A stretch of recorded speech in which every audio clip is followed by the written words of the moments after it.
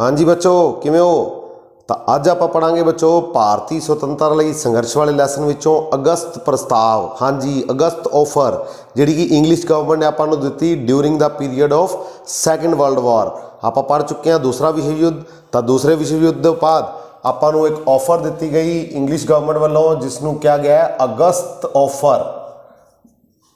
अगस्त offer अगस्त प्रस्ताव 1940। तो दूसरा विश्व युद्ध बच्चों शुरू होया 1 सितंबर 1939 नूं। दूसरा विश्व युद्ध सैकेंड वर्ल्ड वॉर वो जी शुरू हो चुकी सी। जर्मनी ने जड़ा वो पोलैंड के उपर हमला कर दिता जिस दे नाल सैकेंड वर्ल्ड वॉर शुरू हो गई। और 3 सितंबर 1939 नूं भारत के उस टाइम के वायसराय लॉर्ड लिनलिथगो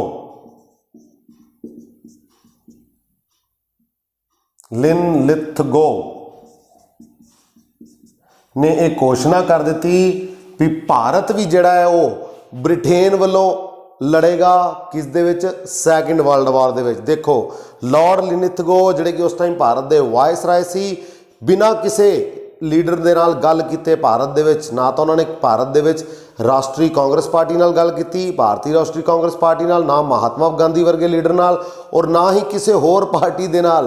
तां इन्हां ने अपनी मर्जी दे नाल ही भारत नूं जिहड़ा ओ किस दे विच झोंक दिता भी भारत लड़ेगा ब्रिटेन वालों। 3 सितंबर नूं इन्हां ने घोषणा कर दी भी ब्रिटेन वालों हुण भारत भी जिहड़ा वो लड़ेगा। किन्हां ने घोषणा की? लॉर्ड लिनलिथगो जिहड़े कि उस टाइम भारत के वायसराय सी। तो इस चीज़ का विरोध किया किन्हां ने? भारत दे विच विरोध होया। तो विरोध दे विच कांग्रेस पार्टी ने जिहड़ा विरोध दे विच जिहड़े कांग्रेस दे मंत्री सी कांग्रेस दी जिहड़े मंत्री मिनिस्टर उन्होंने मंत्रियों ने की कर दिता अस्तीफा दे दिता बच्चों। अस्तीफा हाँ जी। तो प्रोविजनल स्टेट्स दे विचों प्रोविंसिस दे विचों जिथे उन्होंने मंत्री बनाया गया सी 1937 के इलैक्शनों तो बाद तो कांग्रेस के सारे मंत्रियों ने जो अस्तीफा दे दिता। क्यों? क्योंकि लॉर्ड लिनलिथगो ने भारत नूं सैकेंड वर्ल्ड वॉर दे विच झोंक दिता भी भारत लड़ेगा सैकेंड वर्ल्ड वॉर दे विचों इंग्लैंड दे वल्लों। तो इसका विरोध होया। विरोध दे विच कांग्रेस के जिहड़े सारे मंत्रियों ने वो अस्तीफा देता पर यह कोई हल नहीं सी सल्यूशन नहीं सी। तो हुण कांग्रेस पार्टी का सैशन होया बच्चों एनुअल सैशन जिहड़ा वो होया मार्च 1940 दे विच रामगढ़ बिहार दे विच जिथे कांग्रेस पार्टी ने ये पास किया रेजोल्यूशन भी केंद्र दे विच सानू की चाहिए है केंद्र विच अंतरिम सरकार प्रोविजनल नैशनल गवर्नमेंट सेंटर दे विच। तां ये डिमांड की उन्होंने किस दे कोल? उस टाइम दे वायसराय दे कोल कांग्रेस पार्टी ने भी असी युद्ध विच लड़न नूं तैयार हाँ युद्ध विच हिस्सा लैण नूं तैयार हाँ अगर इंग्लिश गवर्नमेंट सानू की दिंदी है केंद्र दे विच अंतरिम सरकार दिंदी है प्रोविजनल नैशनल गवर्नमेंट दिंदी है। हाँ जी। तो इस गल तो बाद लॉर्ड लिनलिथगो ने एक प्रस्ताव लिया जिसनों कहा जाता है अगस्त प्रस्ताव। तो उन्होंने वो प्रस्ताव पेश किया 8 अगस्त 1940 नूं जिस दे विच उन्होंने रखा भी भारत दे लोग जिहड़े ने वो की बना सकते हैं एक संविधान सभा बनान जिस दे विच सारे ही की होणगे भारतीय होणगे और जिन्हां दा गोल होएगा डोमिनियन स्टेटस देना। और जिहड़ा वायसराय है वायसराय दी एग्जीक्यूटिव काउंसिल है उस दे विच उसनूं इनक्रीज किया जाएगा उस दे विच भारतीयों की गिनती नूं वधाया जाएगा या वध भारती जिहड़े ने उस दे विच लिआंदे जाणगे। एक वार एडवाइजरी बनाई जाएगी और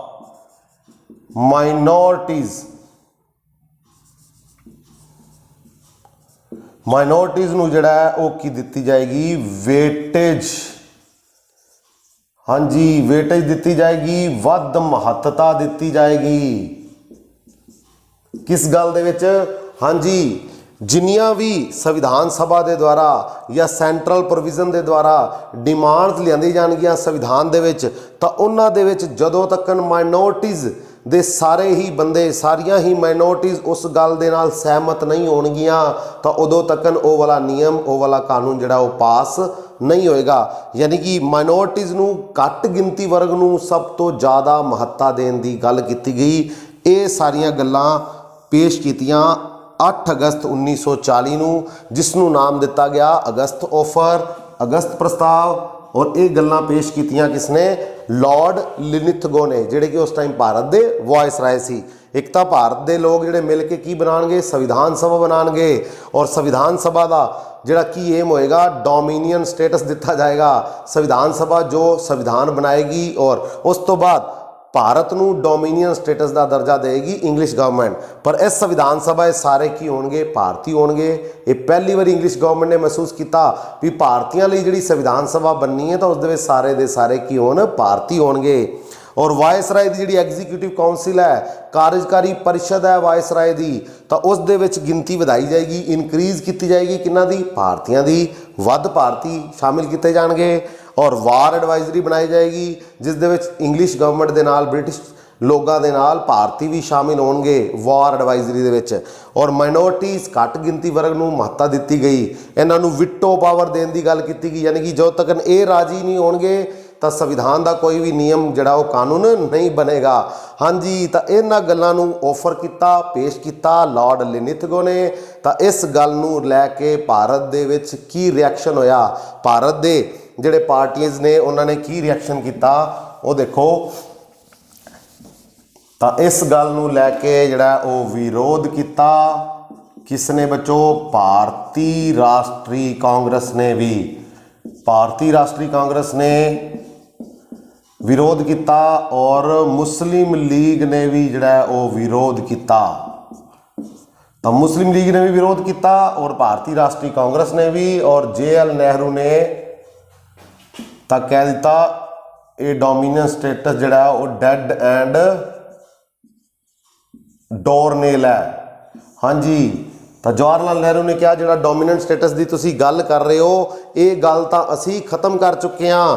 कदों? 1928 की नेहरू रिपोर्ट जिहड़ी कि पेश की सी, तो उस दे विच ही कांग्रेस ने कहा सी अगर तुसीं नेहरू रिपोर्ट दीयां गल्लां नूं 1 साल तक लागू नहीं करते तो इन्हां ने 31 दिसंबर 1929 नूं लाहौर अधिवेशन दे विच पूर्ण स्वराज, टोटल इंडिपेंडेंस दी गल जिहड़ी वो कीती सी। हाँ जी बच्चों, याद आ गया?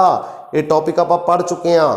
तो हुण जवाहरलाल नेहरू ने कहा भी कांग्रेस जिहड़ी है वो की चाहती है? पूर्ण स्वराज साडा हुण मकसद है। ये गल तो डोमिनेंट स्टेटस की असी नेहरू रिपोर्ट विच कीती सी, जिहड़ी तुसीं लागू नहीं की। और 31 दिसंबर 1929 नूं लाहौर दे विच असी पूर्ण स्वराज का मता पास कर चुके हैं, टोटल इंडिपेंडेंस। यानी कि हुण सानूं की चाहिए? टोटल इंडिपेंडेंस चाहिए है, पूर्ण स्वराज चाहिए है, ना कि डोमिनियन स्टेटस। तो डोमिनियन स्टेटस नूं JL नेहरू ने कहा डेड एंड डोरनेल भी। जिहड़ी इंग्लिश गवर्नमेंट हाले तक सुत्ती पई है, तो पुराने ही ख्वाब देखी जा रही है। ठीक है बच्चों, तो ये गल्लां नूं लैके जिहड़ा अगस्त प्रस्ताव रखा गया, इसका विरोध होया। कांग्रेस ने भी विरोध किया और मुस्लिम लीग ने भी इसका विरोध किया और ये अगस्त प्रस्ताव जिहड़ा पास नहीं हो सकिया। ठीक है बच्चों, तो ये सी अपना अज का टॉपिक अगस्त प्रस्ताव, जिहड़ा कि शुरू होया किसने लैके आंदा? भारत लॉर्ड लिनिथगो ने 3 सितंबर 1939 नूं भारतीयों नूं जिहड़ा युद्ध दे विच झोंक दिता भी भारत जिहड़ा हिस्सा लेगा ब्रिटेन वालों, जिस दे खिलाफ कांग्रेस के मंत्रियों ने अस्तीफा दिता।